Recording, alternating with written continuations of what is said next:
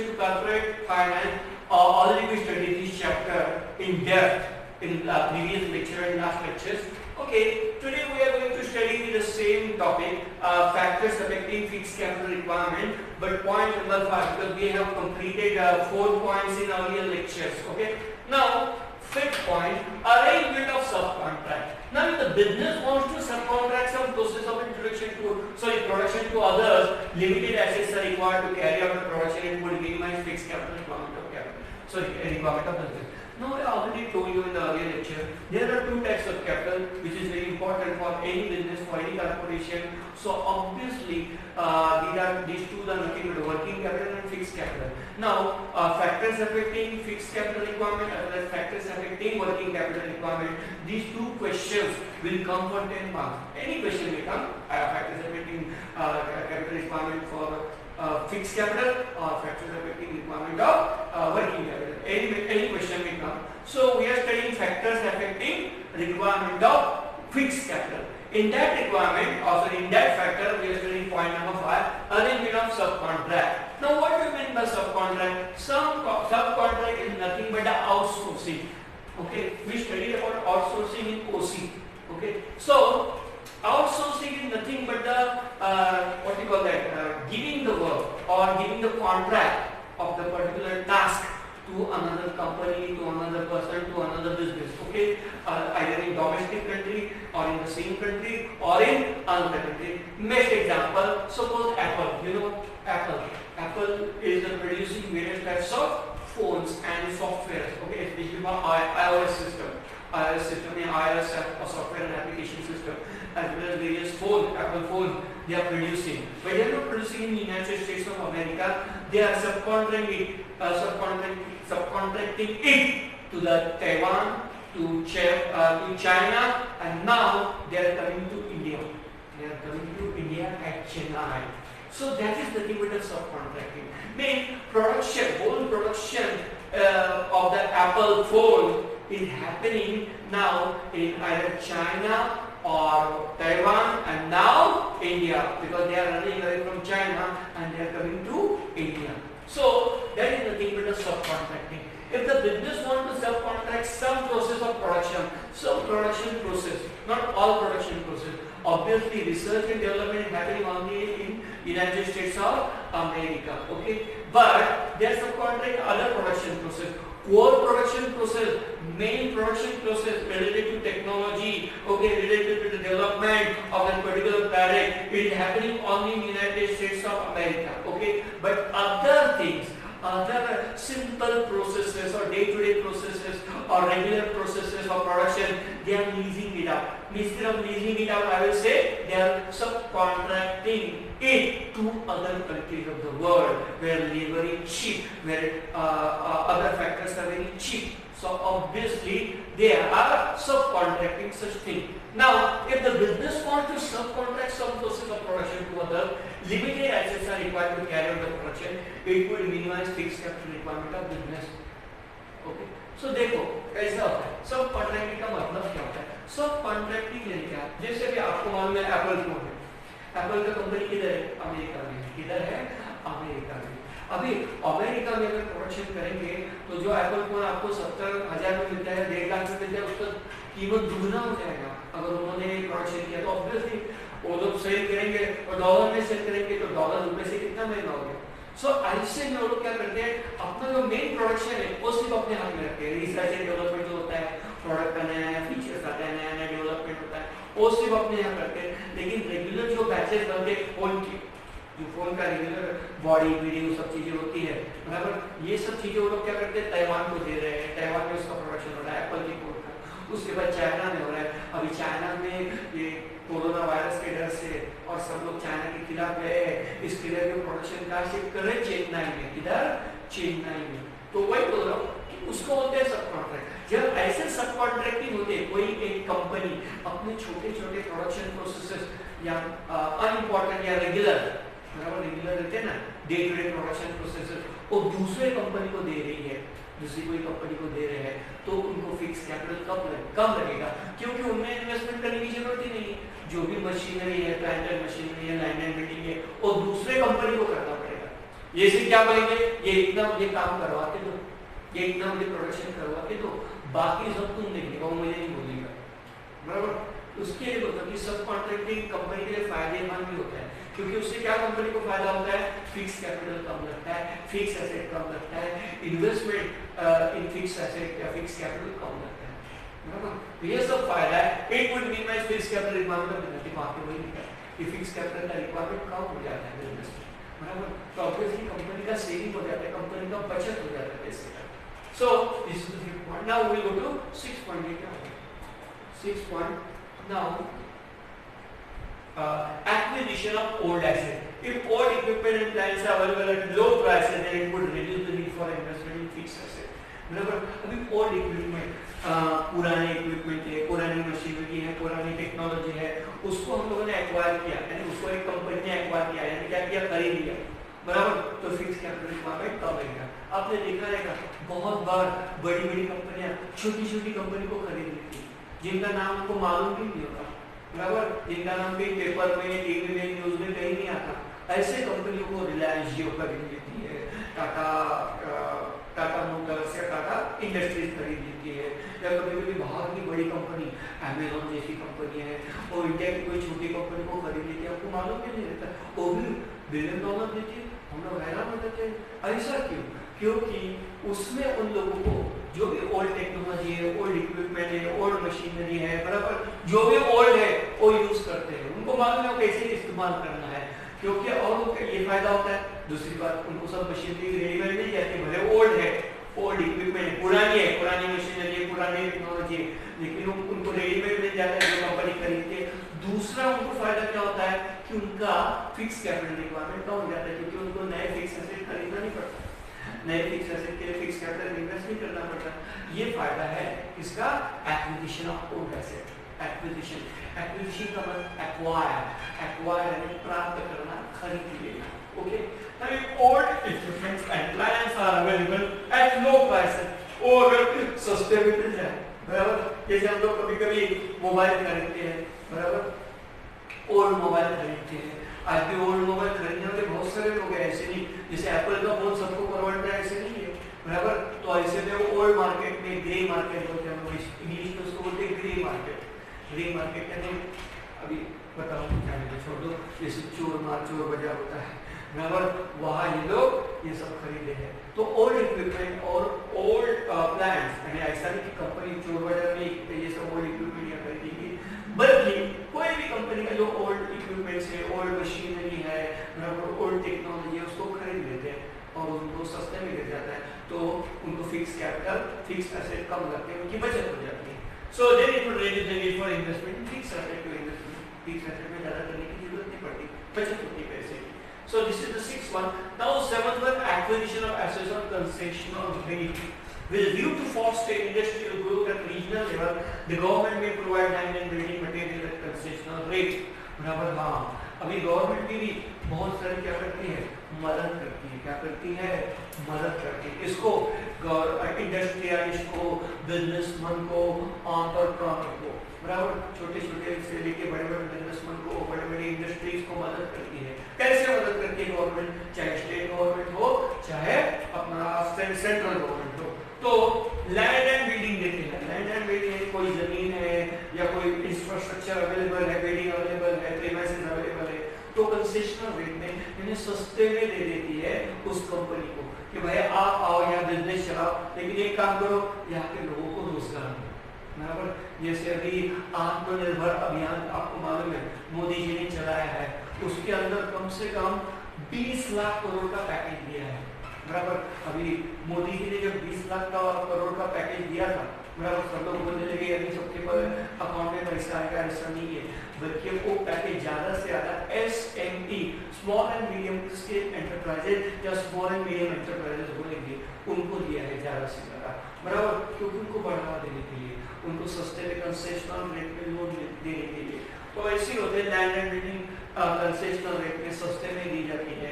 उसके बाद मटेरियल्स लगेगा, रॉ मटेरियल जो भी लगता है वो भी कंसेशनल या सस्ते रेट में दिया जाता है, concessional rate. Plant and equipment या उसमें इंस्टॉलमेंट बेसिस, अभी प्लांट एंड मशीनरी, छोटी कंपनी, बड़ी कंपनी तो पैसा बहुत होता है, लेकिन छोटी कंपनी के पास पैसा कहाँ होता है, तो ऐसे में उनको समझो कोई नई टेक्नोलॉजी, नई एकदम भारी भरकम मशीनरी खरीदनी है, बराबर समझो अमेरिका से खरीदनी है, बराबर या यूरोप से खरीदनी है, उनको कितना पैसा देना पड़ेगा, उतना पैसा उनके पास रहेगा या नहीं रहेगा, तो ऐसे उनको लोन देती है कंसेशनल रेट पे, या उनको बोलती है हम पैसा देते हैं आप उनको इंस्टॉलमेंट में पे कर देना, बराबर ये सब काम गवर्नमेंट करती है, बराबर सब facility reduce the requirement of fix asset. तो ऐसे में फिक्स एसेट फिर उस कंपनी को, उस इंडस्ट्रीज को ज्यादा नहीं खरीदने पड़ते, फिक्स कैपिटल उनको ज्यादा इन्वेस्ट नहीं करना पड़ता, उनकी बचत होती है, यही एक फायदा है acquisition of assets on concessional rate, बराबर। नाउ 8th वन क्या है, 8th one now international conditions, this factor is very significant particularly in large organization can business on international level। अभी बहुत सारी कंपनियां इंटरनेशनल लेवल पे चलती है, बराबर। अभी देखो कैसे कंपनी एक्सपेक्टिंग वॉर में decide to invest large fund to expand fix asset before the shortage of material, बराबर। जैसे इंटरनेशनल कंडीशन के ऊपर भी है, जैसे इंडिया और चाइना के बीच में स्टैंड ऑफ फॉर और लद्दाख में स्टैंड ऑफ में जैसे वॉर लाइक सिचुएशन हो गई थी, हमारे देश सैनिकों को मार दिया था, आप लोगों ने भी बहुत सारे उनको सैनिकों को मार दिया, लेकिन ऐसे लग रहा था कि वॉर हो सकता है, बराबर। तो ऐसे में बहुत सारी कंपनियां क्या करती है, फिक्स एसेट खरीद लेती है, क्या करती है, फिक्स एसेट खरीद लेती है, बराबर। सो business on international, for example company expecting war, company को लगेगा कि नहीं अभी वॉर हो सकता है इंडिया और चाइना के बीच में, अमेरिका और चाइना के बीच में, या कहीं भी, now decide to invest last fund to expand fix asset, और ऐसे में वो लोग फिक्स एसेट के ऊपर ज्यादा से ज्यादा इन्वेस्टमेंट करते हैं, ज्यादा से ज्यादा फिक्स एसेट खरीदते हैं, तो उनको फिक्स कैपिटल ज्यादा लगता है, requirement of fix capital is more before there is shortage of material, उनको लगता है कि बाबा कभी शॉर्टेज भी हो सकता है, कमी भी हो सकती है, एक बार वॉर शुरू हो गया तो फिर कहाँ से लाएंगे मटेरियल, बराबर, कहाँ से लेंगे हम लोग फिक्स एसेट, तो अभी से हम लोग क्या करते हैं, रॉ मटेरियल खरीदना शुरू करते हैं, बराबर, फिक्स एसेट खरीदना शुरू करते हैं, ये सब है ना, ये भी इंपॉर्टेंट फैक्टर है। उसके बाद है trend in economy, that the future of the company is anticipated to be bright, it gives good signal to the business entrepreneur to carry out all sorts of expansion of business work। If the future of the company is anticipated to be bright, अगर कोई company का future bright है, जैसे Reliance industries है, Tata industries है, बराबर, ये कभी डूबी नहीं है, लॉस होता है, लॉस तो हर एक कंपनी को होता है, लेकिन फिर भी देखो आज कितने सालों से ये कंपनी चल रही है, हमारे बचपन से इन कंपनियों को हम लोग देखते आ रहे हैं, और हमारे बचपन से हमारे पुरखों से लोग देखते आ रहे हैं, टाटा को तो, टाटा इंडस्ट्रीज को तो बहुत पुराने लोगों से, यानी हमारे दादाजी, उनके दादाजी, इन तब से ये कंपनी चली आ रही है, तो इनका फ्यूचर क्या है, आगे ब्राइट है, अच्छा है। So obviously it gives green signal to business entrepreneur to carry out all sorts of expansion of business work. तो ऐसे में जो भी बिजनेसमैन है, जो भी नेक्स्ट जनरेशन है, उस कंपनी चलाने वाली जो मैनेजर है, वो लोग सोचते हैं कि हम लोग एक्सपेंशन करेंगे यानी क्या, इस कंपनी को और बढ़ाएंगे, डाइवर्सिफिकेशन करेंगे, यानी अलग अलग सेक्टर में जाएंगे, जैसे रिलायंस जो थी, रिलायंस इंडस्ट्री, वो पहले टेलीकॉम सेक्टर में कहाँ थी, लेकिन रिलायंस जियो आई, टेलीकॉम सेक्टर में एक 4 साल पहले रिलायंस जियो, आगे पूरे इंडिया में 3-4 साल पहले, बराबर, तो इस सोच अभी तहलका मचा दिया है, तो उसको बोलते हैं एक्सपेंशन, बराबर। तो obviously in that case large amount of funds invested in fixed asset, तो उनको फिक्स्ड एसेट में ज्यादा पैसा इन्वेस्टमेंट करना पड़ता है, जैसे रिलायंस जियो ने सिर्फ सिम में निकाला, उस सिम को चलाने के लिए टावर है ना, टावर का गवर्नमेंट देगी, बराबर, गवर्नमेंट सब कुछ मुफ्त में देगी, बराबर, तो ऑब्वियसली उन्होंने खुद के टावर बनाए और कुछ टावर बीएसएनएल एमटीएनएल से खरीद लिए, बराबर, क्योंकि इसका नेटवर्क, रिलायंस जियो का नेटवर्क अच्छा हो, टावर कोई ऐसी बात नहीं सिंपल की जो चंद पैसों में लाखों में आ जाए, एक टावर खरीदने के लिए करोड़ों रुपए का खर्चा आता है और उसका मेंटेनेंस करने के लिए लाखों का खर्चा आता है, लेकिन सोचो रिलायंस जियो ने कितना फिक्स एसेट खरीदा रहेगा, कितना फिक्स कैपिटल इन्वेस्ट किया रहेगा स्टार्टिंग में, बराबर। सो वही बोलते हैं in that large amount of funds are invested in fix asset, तो ऐसे कंपनी को बहुत सारा पैसा इन्वेस्टमेंट करता है फिक्स एसेट में, so as to reap the benefit in future, और उनका भविष्य में उनको फायदा मिलता है, अच्छा टर्नओवर, अच्छा नेट प्रॉफिट, बराबर, तो उनको फायदा भी है, ऐसे नहीं जो इन्वेस्टमेंट कर रहे हैं। Now population trend, one population trend, when the population is increasing at high rate, certain manufacturers find this an opportunity to expand business, बराबर। obviously population जब बढ़ते रहता है high rate से, तो obviously 2027 में इंडिया क्या करेगा, चाइना को पछाड़ देगा, चाइना पीछे रह जाएगी, इंडिया नंबर 1 जाएगी पॉपुलेशन में, पॉपुलेशन ग्रोथ में, बराबर। सो वही बोले पॉपुलेशन हमारा बढ़ रहा है, तुम लोग बोलेंगे पॉपुलेशन बढ़ रहा है अच्छी बात है, नहीं तो बुरी बात है, नहीं अच्छी भी बात है। क्यों अच्छी बात है? क्योंकि डिमांड भी उतना ही बढ़ेगा, बराबर। क्योंकि जो रोजमर्रा की चीजें हैं जैसे रोटी कपड़ा मकान, फूड क्लोथिंग शेल्टर और उसके साथ में एजुकेशन, बराबर, और जो रोजमर्रा की अपनी जो जरूरत है उनका डिमांड तो बढ़ने वाला है, वो तो कम होने वाला नहीं है, बराबर। आदमी कितना भी गरीब हो या अमीर हो उसको टूथपेस्ट तो लगेगा ही, उसको खाने पीने के लिए चीजें लगेगी, कपड़ा लगेगा ही, कच्चा या पक्का मकान तो लगेगा, बहुत सारी ऐसी चीजें। अभी मोबाइल जैसे इसेंशियल चीज हो गई है। तो वही बोल रहा हूँ कि when the population is increasing at a high rate, certain manufacturer find this an opportunity to expand business. तो बहुत सारे मैन्युफैक्चरर कंपनी वाले सोचते हैं कि हम लोगों को ये फायदा होगा, बराबर। पॉपुलेशन बढ़ रहा है तो इतनी चीजों का डिमांड आगे बढ़ सकता है, तो हम लोग क्या करते हैं अभी से एक्सपेंशन करते हैं, अभी से बड़े लेवल पर प्रोडक्शन शुरू कर देते हैं। Now for example automobile industry का था, जैसे डिमांड है, टू व्हीलर का डिमांड है, फोर व्हीलर का डिमांड है, वो कभी कम नहीं होने वाला है, वो बढ़ते ही रहने वाला है, कभी कम नहीं होने वाला है। भले इस 3 महीने में जरा इफेक्ट हुआ, बुरा असर हुआ, लेकिन इसका मतलब आगे आने वाले दिनों में कम नहीं होने वाला है, कार की कंपनी बंद नहीं होने वाली। So automobile industry, electronic goods manufacturing industry, electronic की जो चीजें हैं, इलेक्ट्रॉनिक गैजेट्स है, उनका डिमांड तो बढ़ते ही रहने वाला है। उसके बाद रेडीमेड गारमेंट, रेडीमेड कपड़े जो रहते हैं, बराबर, which necessitate huge amount of fixed capital। तो ऐसे में अगर मैन्युफैक्चरिंग करना है, हमें डाइवर्सिफिकेशन एक्सपेंशन करना है किसी कंपनी को, तो ऑब्वियसली उनको फिक्स कैपिटल ज्यादा लगेगा, क्योंकि उनको ज्यादा प्रोडक्शन के लिए, इन चीजों का प्रोडक्शन करने के लिए फिक्स एसेट ज्यादा लगेंगे, फिक्स एसेट खरीदने पड़ेंगे, फिक्स एसेट में इन्वेस्टमेंट ज्यादा करने पड़ेगा, तो फिक्स कैपिटल ज्यादा लगेगा। ये 10 फैक्टर है पॉपुलेशन ट्रेड। ना उसके बाद है 11th वन, कंज्यूमर प्रेफरेंस। क्या बोलेंगे? Consumer preference. ना industries providing goods and services which are in good demand and require large amount of fixed capital. For example, mobile phone manufacturers, mobile network providers. देखो consumer preference, बराबर। जैसे ही सुबह कोई भी student को ही बोलो, बराबर, और ज्यादा से ज्यादा जनरेशन, बराबर, पहले वो जनरेशन अलग थी, जैसे सुबह उठते थे भगवान का नाम मुंह होता था, बराबर, और जैसे पहले चाय पीते थे, स्नान करते थे और भगवान के नाम, भगवान की पूजा करते थे, भगवान का नाम लेते थे। आजकल सुबह उठते ही पहले हम लोग देखते मोबाइल कहाँ है, मोबाइल पे किसका मैसेज आया है, बराबर, व्हाट्सएप पे किसका मैसेज आया है, बराबर, पहले हम लोग देखते मोबाइल कहाँ है। तो वही है कि मोबाइल का डिमांड और बढ़ने वाला है, आगे बढ़ते ही जाने वाला है, उसको बोलते हैं कंज्यूमर प्रेफरेंस, बराबर। जैसे so industries providing goods which are in good demand जिसका ज्यादा है, जिसका डिमांड ज्यादा है, जैसे टूथपेस्ट का डिमांड ज्यादा है, बराबर। बेवरेजेस, आजकल की जो जनरेशन है, यंग जनरेशन, उनको बेवरेजेस चाहिए, बेवरेजेस है क्या? कोल्ड ड्रिंक्स, बराबर, कोल्ड ड्रिंक्स है, बराबर, स्नैक्स है, बराबर, उसके बाद क्या है? जंक फूड है, इनका डिमांड बढ़ने वाला है, ये कम नहीं होने वाला है, बराबर। मोबाइल, इलेक्ट्रॉनिक के गैजेट, इनका डिमांड बढ़ने वाला है। So we require large amount of fixed capital, तो ऑब्वियसली उसके लिए फिक्स्ड कैपिटल ज्यादा लगेगा। क्यों? क्योंकि इन सब चीजों का प्रोडक्शन बढ़ाना पड़ेगा, प्रोडक्शन करने के लिए इंफ्रास्ट्रक्चर लगेगा, इंफ्रास्ट्रक्चर लगेगा यानी फिक्स एसेट लगेंगे, तो फिक्स एसेट खरीदने के लिए फिक्स कैपिटल ज्यादा ही लगने वाला है। So for example mobile phone manufacturer, mobile network provider, सिर्फ मोबाइल फोन बनाने वाले नहीं, मोबाइल नेटवर्क प्रोवाइड करने वाले, सिम कार्ड और उसका अच्छा नेटवर्क देने वाली कंपनियां जैसे रिलायंस जियो है, एयरटेल है, इनका भी बोलबाला होने वाला है। So it obviously require more and more fixed capital. Now, 12th one, competitive factor. This factor is primary in decision making regarding fixed capital requirement. ये भी सबसे इम्पोर्टेंट है, कंपटीशन होना चाहिए मार्केट में, अगर मार्केट में कंपटीशन नहीं तो मजा नहीं। Now, if one of the competitors shift to automation, the other company in the same line of activity will be compelled to follow that competitor. Automation में सब ऑटोमेटिक, सब मशीन से ज्यादा काम मशीन से होगा, लेबर से नहीं होगा, ह्यूमन बीइंग से नहीं होगा। ऐसे अगर किसी कंपनी ने कर लिया तो ऑब्वियसली उनका खर्चा बचेगा और उनका प्रॉफिट ज़्यादा बढ़ेगा और फिर मार्केट में कंपटीशन में बढ़ जाएगा, बराबर। तो ऑब्वियसली दूसरी कंपनियां भी सोचने लगी, अरे इन्होंने इतना ऑटोमेशन कर दिया है, नई क्या बोलते हैं एडवांस मशीनरी कर दिया, हम लोग भी क्यों ना कर दे।